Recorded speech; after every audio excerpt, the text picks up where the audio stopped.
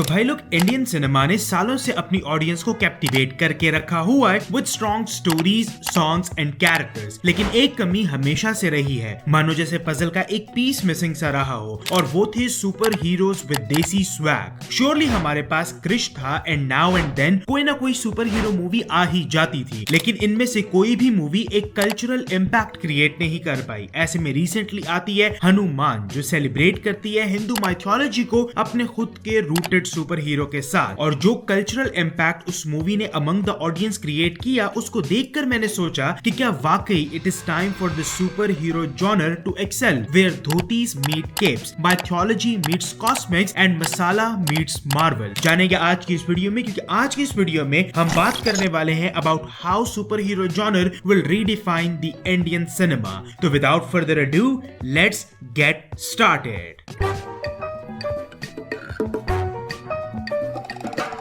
अब देखो, superhero movies are not all about capes and tights, they are about larger than life characters who are tackling relatable themes और जो inspire करे audience को to achieve big. और finally Indian cinema इस genre को explore करने की verge पर खड़ा है, और मैं ये मानता हूँ कि इंडियन सिनेमा इस जॉनर में रहते हुए ऑडियंस को ऐसी मेस्मराइजिंग कहानियां बता सकते हैं जो शायद वेस्ट का सिनेमा भी ना कर पाया हो, क्योंकि MCU हो या DCEU, वो अपनी कहानियों का सोर्स लेते हैं कॉमिक बुक से। लेकिन वहीं दूसरी तरफ इंडियन सिनेमा के पास अपनी खुद की mythology, folklore and spiritual traditions हैं। जब आप इन सब एशियन हिस्ट्री को एक मॉडर्न टाइम का ब्लेंड देंगे, तो श्योरली वो ऑडियंस के लिए एक out of the world experience होगा। अभी तक इंडियन सिनेमा अपने व्यूअर्स को मास मसाला एंड कंटेंट ड्रिवन फिल्म्स देता रहा है, लेकिन सुपर हीरो मूवीज कुछ डिफरेंट ऑफर करती हैं, क्योंकि इस तरह की मूवीज में एज अ क्रिएटर आपकी क्रिएटिविटी टेस्ट होती है। अभी रिसेंट टाइम्स में हमने देखा कि कैसे RRR ने इंडियन सिनेमा को दिखाया कि वो भी मूवीज को बड़े स्केल और ऐसी पिच पर डिलीवर कर सकते हैं कि जिसे देखकर पूरा का पूरा हॉलीवुड पागल हो जाए। और दूसरी तरफ हमने ब्रह्मास्त्र में देखा कि एज एन इंडियन मूवी हम भी इस तरह के CGI और VFX को अचीव कर सकते हैं जो इंटरनेशनल स्टैंडर्ड्स के हों। और जो चीज इंडियन सुपर हीरो जॉनर को अलग बनाती है वो ये कि हम टिपिकल सुपर हीरो ट्रोप्स को, जिनको वेस्टर्न मूवीज में दिखाते आए हैं, उनको अपने ट्रेडिशनल ट्विस्ट के साथ ऑडियंस के सामने प्रेजेंट कर सकते हैं, जो कि domestic audience as well as international audience को भी अपील करेगा। अब पहले के टाइम के अंदर ऑडियंस के अंदर सुपर हीरो मूवीज को लेकर वो एक्साइटमेंट नहीं होती थी, इसीलिए सुपर हीरो मूवीज थिएटर में लगती थी और उतर भी जाती थी, किसी को खासा फर्क नहीं पड़ता था। लेकिन मार्वल और DC की बढ़ती हुई फैन बेस ने हमारी इंडियन ऑडियंस में भी वो एपेटाइट क्रिएट कर दिया है कि वो अब अपने खुद के एक culturally rooted Indian super hero को उसी तरीके से सेलिब्रेट करें जिस तरीके से वो मार्वल के आयरन मैन या DC के बैटमैन को करते हैं। और इसी एपेटाइट के चलते हुए हमें रिसेंट टाइम्स में मिन्नल मुरली, मवीरन, ब्रह्मास्त्र और अब हनुमान जैसी मूवीज देखने को मिल रही हैं। और अभी तो हमारे पास पाइपलाइन में क्रिश 4, ब्रह्मास्त्र 2 एंड 3 एंड अब प्रशांत वर्मा की सिनेमैटिक यूनिवर्स भी है। तो इससे यही बात साबित होती है कि इंडियन सिनेमा का सुपर हीरो जॉनर एक सही डायरेक्शन में जा रहा है। ऐसे में मैं चाहता हूँ कि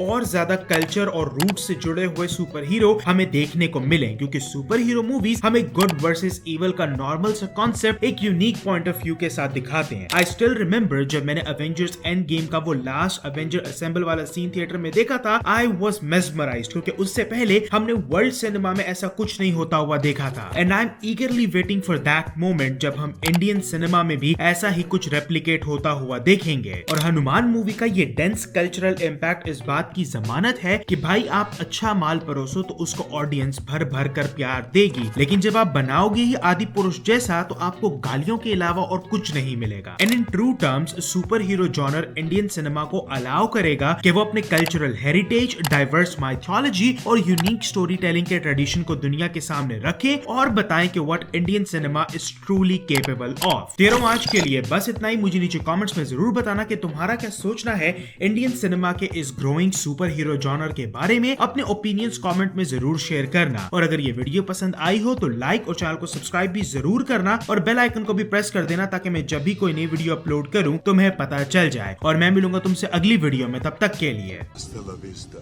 baby.